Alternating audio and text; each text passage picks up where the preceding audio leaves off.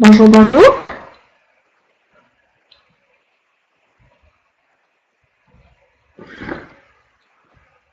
Ah, bonjour Valérie, j'espère que vous m'entendez bien, qu'il n'y a pas de petits bruits en même temps.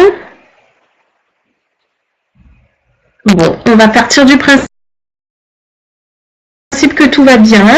Donc je vous souhaite à toutes et à tous une belle rentrée. Donc on va un petit peu discuter aujourd'hui de bonnes résolutions de septembre. La problématique bien souvent avec les résolutions, c'est que on essaye de voir un petit peu trop loin. Donc on va reprendre un petit peu tout en douceur. On va essayer de mettre en place une nouvelle pratique par semaine, pourquoi pas? Voilà, peut-être un petit peu d'activité physique avec la semaine prochaine les forums des associations qui pourront peut-être vous aider à trouver en discutant avec différents éducateurs sportifs l'activité qui sera là pour vous accompagner dans votre perte de poids et que vous direz dans le plaisir de partager un moment avec quelqu'un d'autre. Voilà. Est-ce que vous avez choisi, donc pour le moment mesdames, puisque j'ai Valérie, Isabelle et Liliane qui m'écrivent, est-ce que vous avez pris des nouvelles résolutions pour ce mois de septembre? Des petites choses que vous souhaitez mettre en place? Bonjour Chantal.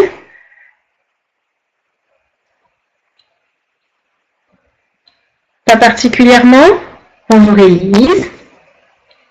Tout le monde m'entend bien?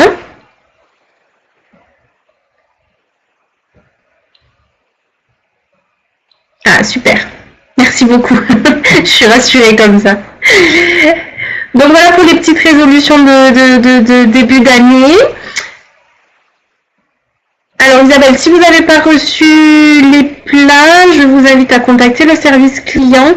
Je vous donne le numéro de téléphone 09 86 86 86 09 ou alors nous faire un petit mail à contact@dietbon.fr pour qu'on puisse gérer ça.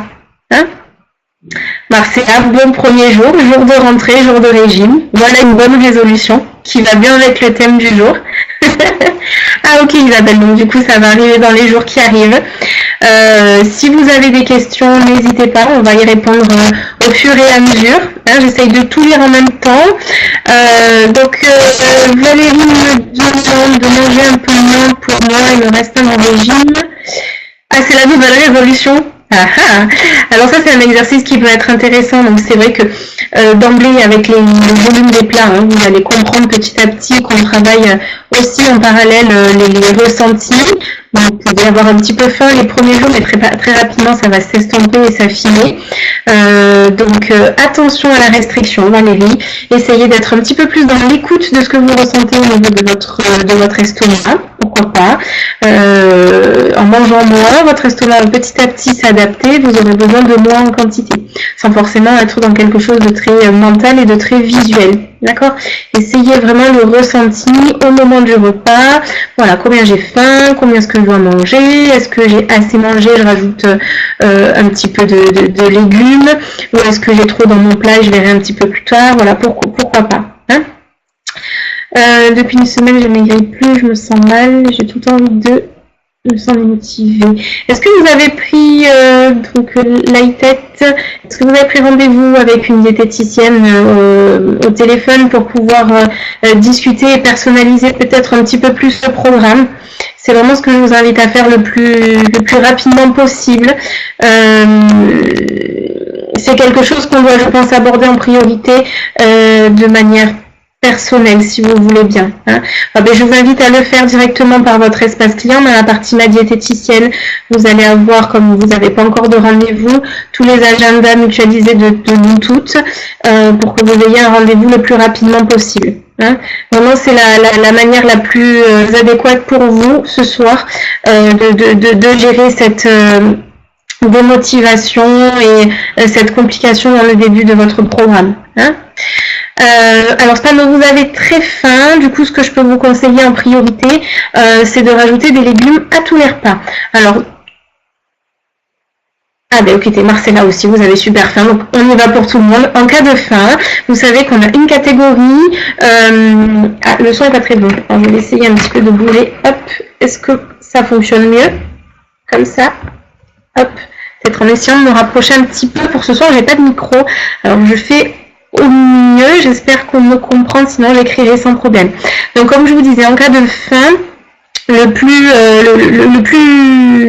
logique, si vous voulez, c'est d'ajouter des légumes à tous les repas, voire même de grignoter quelques légumes entre les repas pour commencer.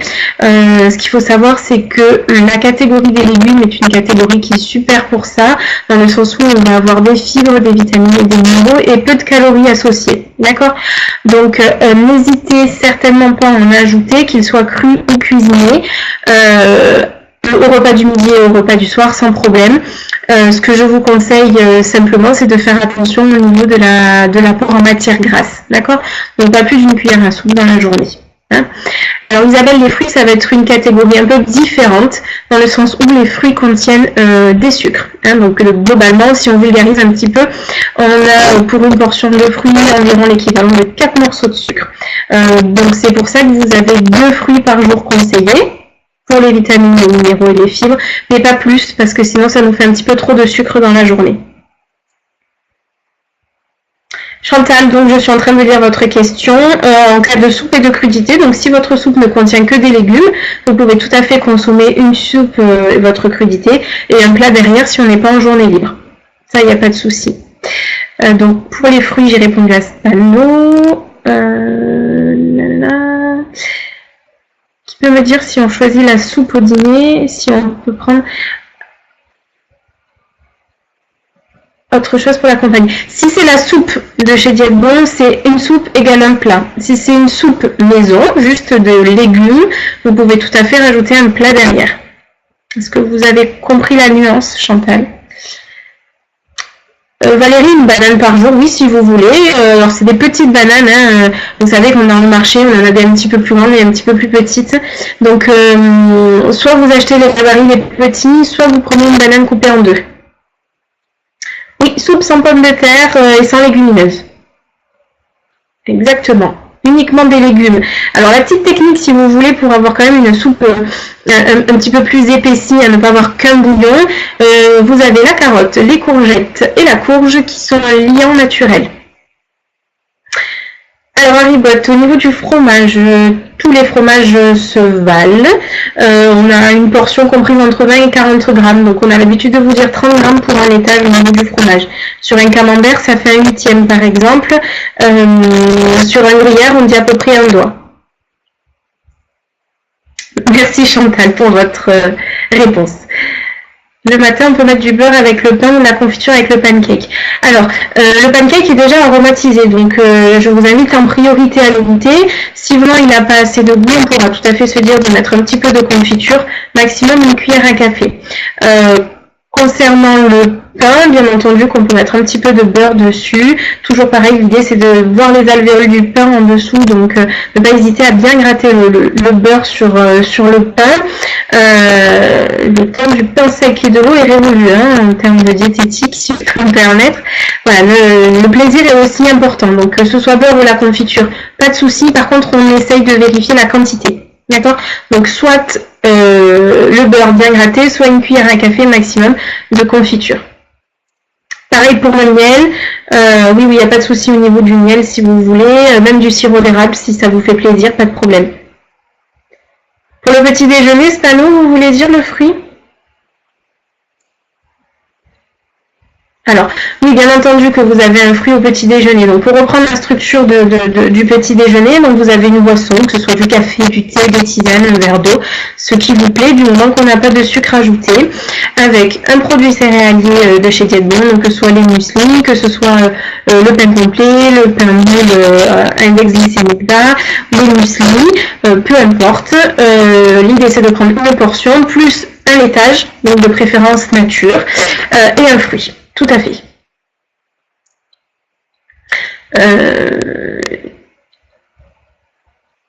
Oui, c'est une... Alors, bonjour Daniel, je lis votre phrase. Effectivement, il y a dans le petit livret une phrase qui porte un petit peu à confusion, puisqu'on vous conseille de choisir les plats avec féculents le midi, alors que quasiment, effectivement, tous les plats contiennent des féculents, parce qu'on sait aujourd'hui que les féculents sont la catégorie d'aliments qui nous permettent de maintenir sur le long cours notre satiété.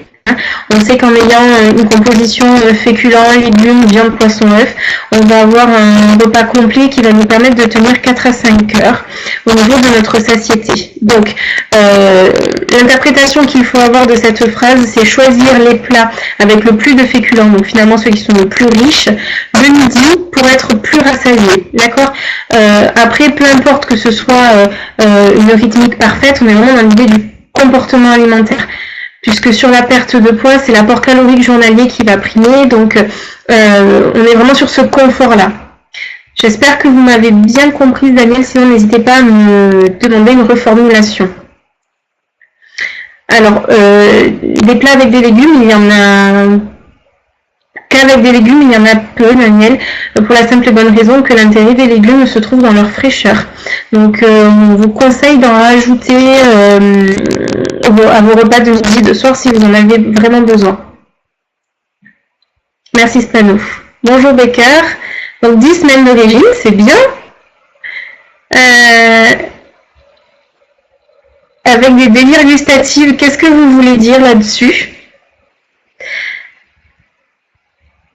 Waouh, 20 kilos en 10 semaines, c'est très très bien. C'est très très bien. Vous avez l'accompagnement avec la diététicienne, Becker? Alors Chantal, la collation, c'est pas forcément l'après-midi. C'est vrai que en fonction des rythmiques de vie, on peut faire les choses différemment. On peut en mettre une dans la matinée, une dans l'après-midi, voire même dans la soirée pour les personnes qui travaillent tard. L'idée de la collation, c'est de faire un pont jusqu'au repas d'après. D'accord? Donc c'est vrai que s'il y a une rythmique de vie un petit peu plus différente, un peu plus compliquée, n'hésitez pas à prendre rendez-vous avec l'une d'entre nous pour qu'on puisse réadapter votre rythmique journalière.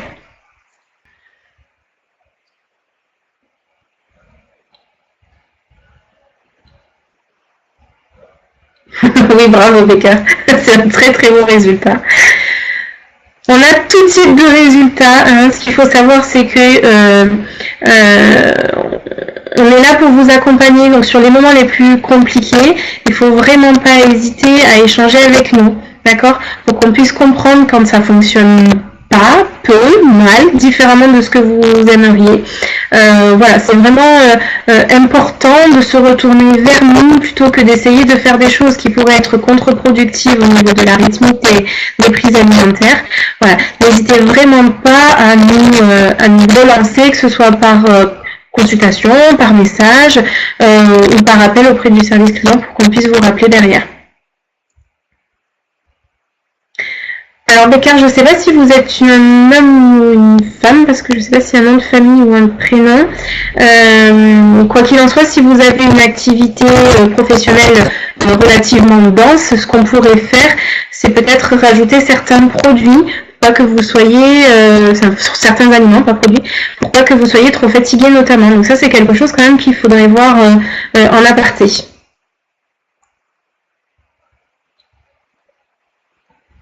Alors Daniel, si effectivement vous aviez l'habitude d'avoir un plus petit appétit, il se peut qu'au début vous trouviez que les plats soient un petit peu trop chargés en volume. Alors il n'y a pas de souci pour que vous suiviez vos ressentis. Quoi qu'il en soit, ce qui compte, c'est que vous n'ayez pas de coup de fatigue dans la journée, ni de coup de fringale. Parce que s'il y a des fringales dans la journée, ça sous-entend que vous êtes en dette calorique et que vos repas n'ont pas été assez copieux.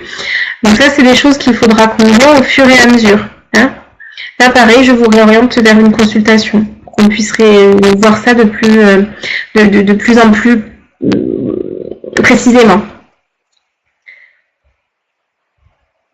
Alors Haribot, oui, il peut y avoir effectivement au cours d'une perte de poids des paliers. C'est vrai que sur la courbe, on vous montre une courbe plutôt descendante parce que c'est tout ce qu'on aimerait.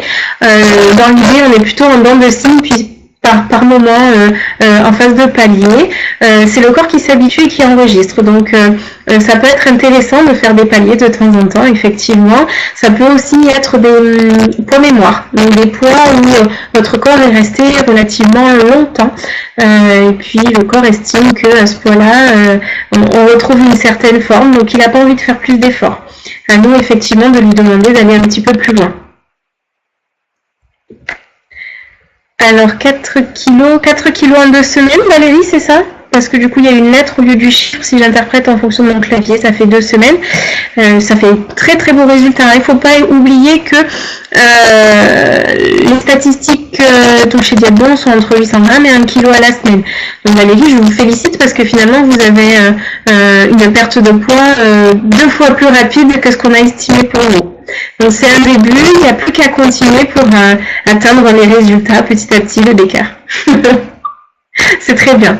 Votre corps réagit très très bien, en tout cas si je peux vous rassurer.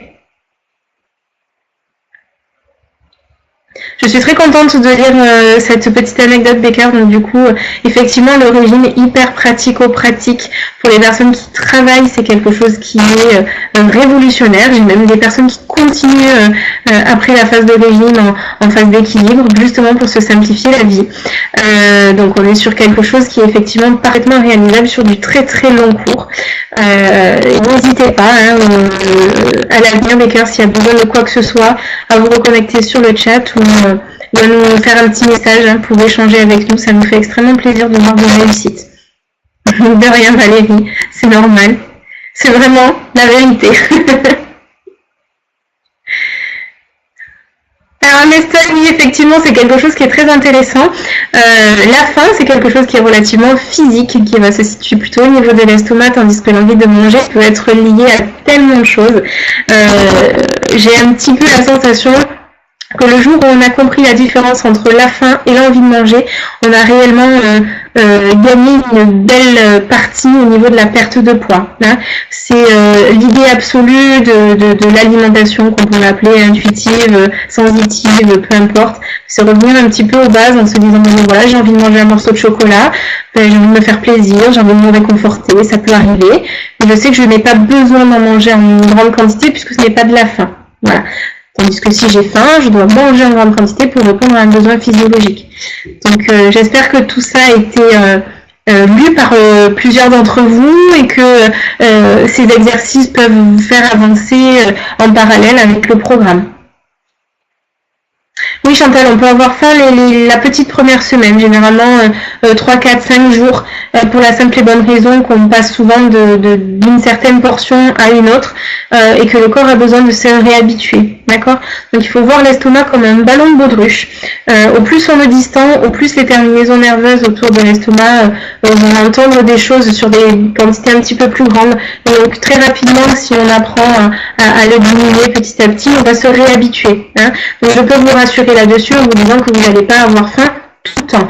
Si au début vous avez faim, ne pas hésiter à vous rajouter du volume avec des légumes. D'accord? Pour vraiment apaiser cette sensation et être dans une sensation de rassasiement. Oui, juste. Effectivement, c'est une méchanceté de la part de la nature. On a tendance à dire que les hommes perdent 1,5 fois plus vite que les femmes. C'est simplement parce qu'à l'époque, les hommes étaient des chasseurs-cueilleurs. Les femmes devaient faire des enfants et les hommes devaient courir pour nourrir tout le monde. Donc ils ont plus de muscles, une musculature plus dense en fait que les femmes. Du coup, voilà, au niveau de la perte de poids, ça m'est un petit peu inférieur à ça. Effectivement, c'est embêtant. Alors, en termes de Mirabelle Marie, la portion c'est toujours entre 100 et 150 grammes au niveau du fruit. Au niveau des Mirabelles, je dirais, je serais partie sur 5 petites Mirabelles, hein, à peu près la taille d'un pouce là, hein, à peu près. Vous validez la taille à peu près, je serais partie sur à peu près 5-6. Alors Isabelle, normalement vous avez les articles qui viennent en newsletter, donc dans votre boîte mail, sinon sur votre espace client.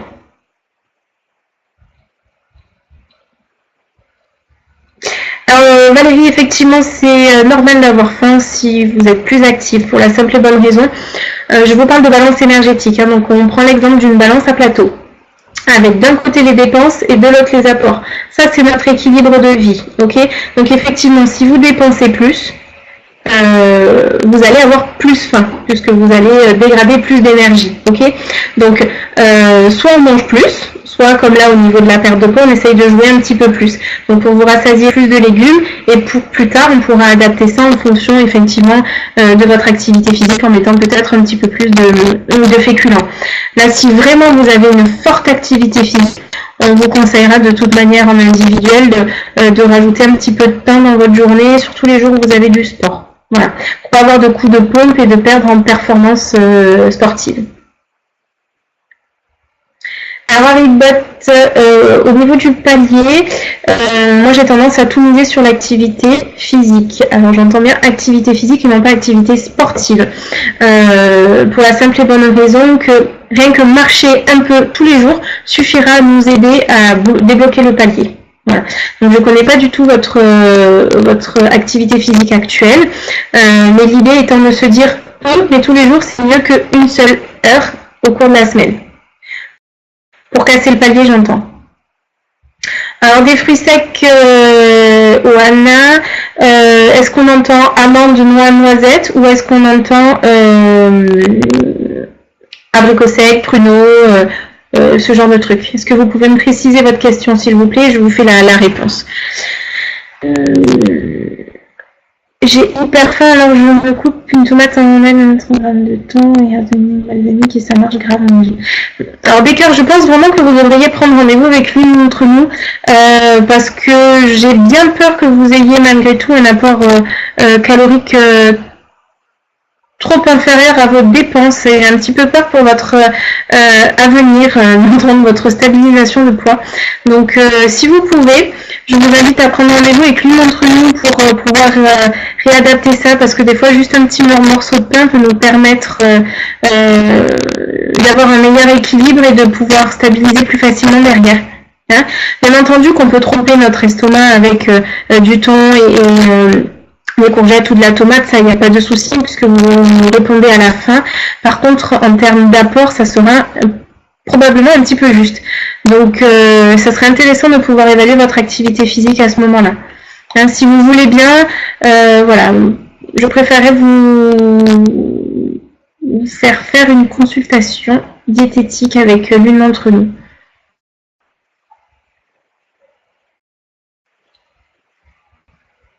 Alors,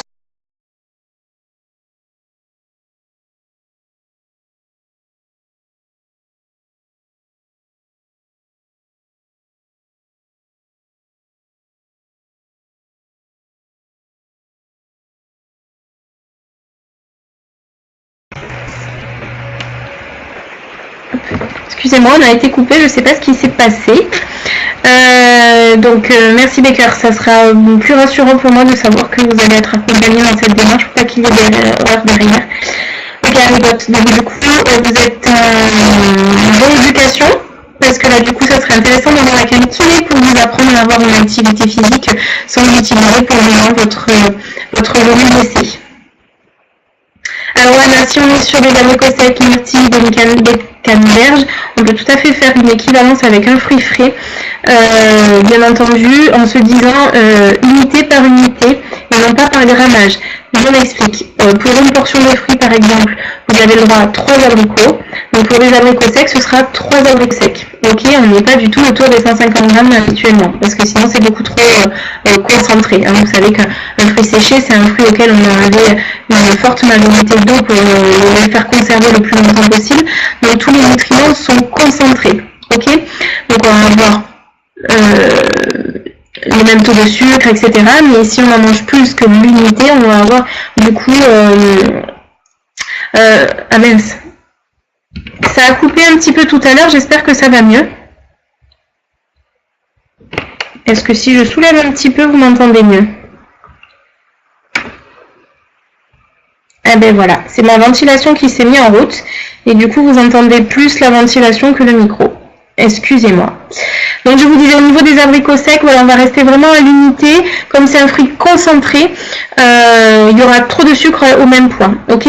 La seule différence entre un fruit frais et un fruit sec, ça va être l'apport en vitamine C. Comme la vitamine C est une vitamine hydrosoluble, soluble dans l'eau, le fait d'avoir enlevé un petit peu d'eau, on va avoir moins de vitamine C dedans.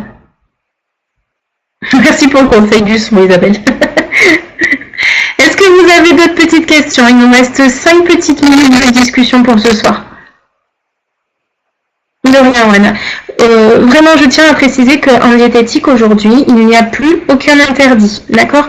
En travaillant à la fois les fréquences, les portions et tout ce qu'on disait tout à l'heure, l'envie de manger et la faim, on arrivera à faire quelque chose qui sera productif sur le long cours. Merci Valérie. Alors, je l'ai peut-être loupé, Daniel. Si c'était la question au niveau des plats, je pense réellement qu'il n'y a que les soupes de légumes qui ne contiennent que des légumes.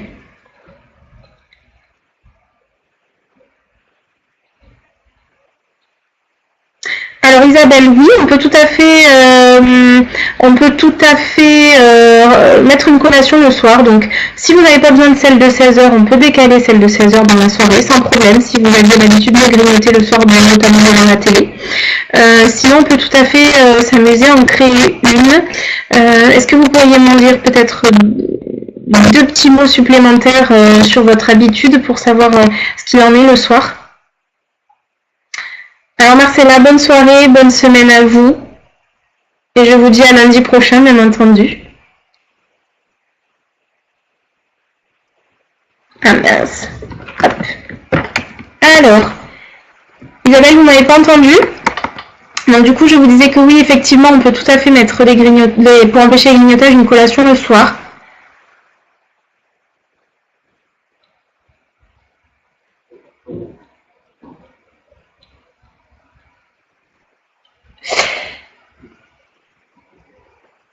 C'est la suite.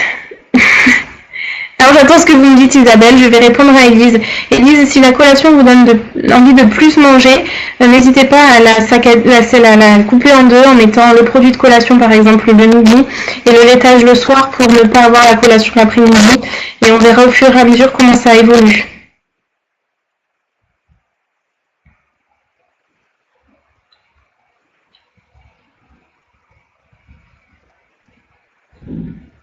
Alors pour le thé, vous pouvez faire même un le matin et un le soir, il n'y a pas de problème. Vous pouvez mélanger les deux.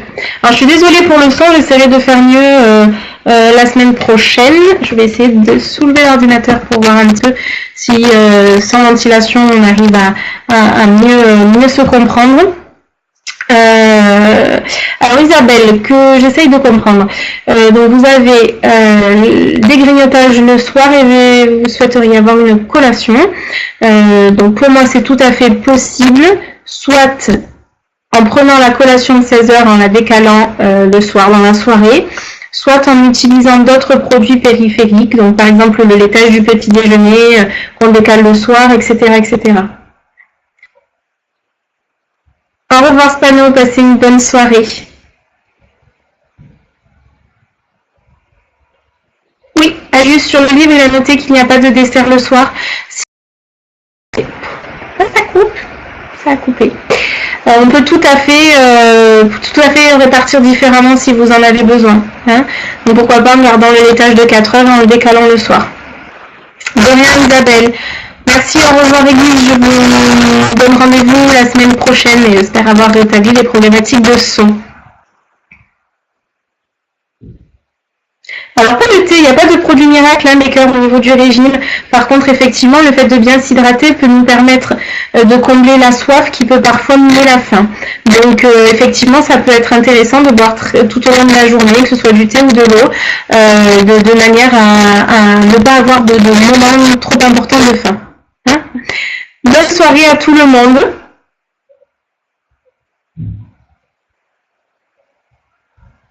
Si vous prenez, Chantal, si vous prenez la soupe du programme, vous ne mangez que la soupe.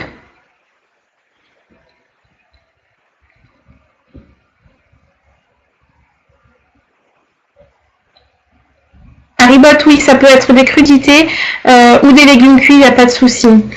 Isabelle, si vous voulez bien, on fera l'aparté au niveau du Coca Light en développé la semaine prochaine. Si c'est très ponctuel, j'y vois aucun inconvénient. Si c'est tous les jours, ça m'embête au niveau du comportement. Je vous expliquerai pourquoi la semaine prochaine. Ça vous va ? C'est normal, Haribot. Merci beaucoup. Puis je vous souhaite une bonne semaine à tous. Et je vous dis à lundi prochain. Hein, ce sera moi à partir de la semaine prochaine aussi. Hein. À très bientôt. Bonne semaine et bonne soirée. Au revoir.